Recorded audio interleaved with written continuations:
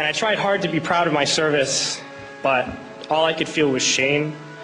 And racism could no longer mask the reality of the occupation. These were people, these were human beings.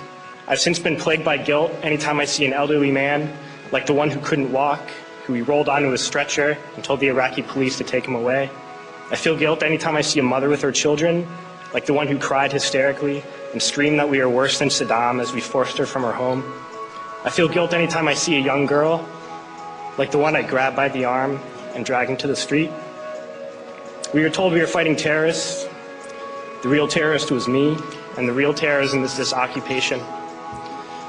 Racism within the military has long been an important tool to justify the destruction and occupation of another country. It has long been used to justify the killing, subjugation, and torture of another people.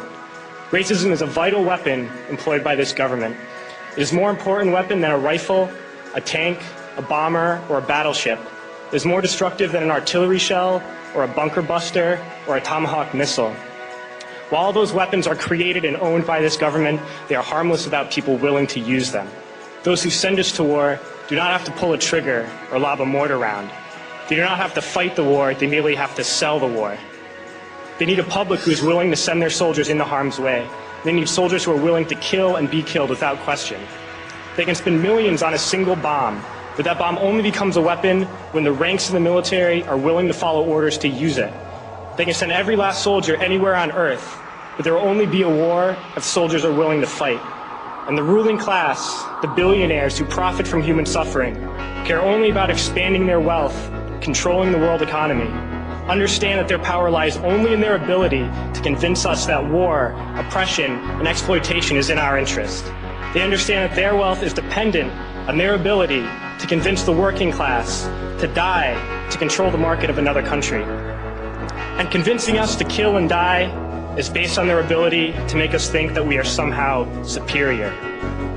Soldiers, sailors, Marines, airmen have nothing to gain from this occupation. The vast majority of people living in the U.S. have nothing to gain from this occupation. In fact, not only do we have nothing to gain, but we suffer more because of it. We lose limbs, endure trauma, and give our lives.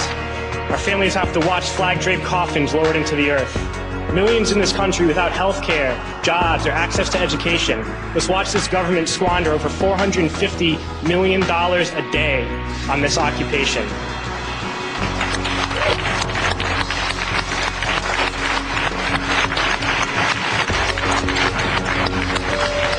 Poor and working people in this country are sent to kill poor and working people in another country to make the rich richer. And without racism, soldiers would realize that they have more in common with the Iraqi people than they do with the billionaires who send us to war.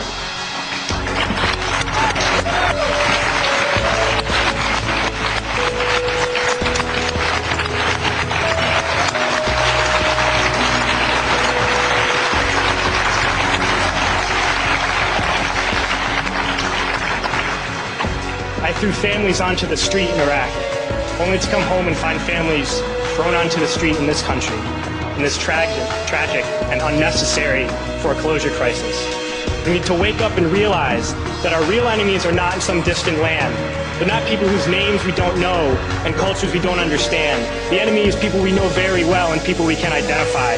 The enemy is a system that wages war when it's profitable.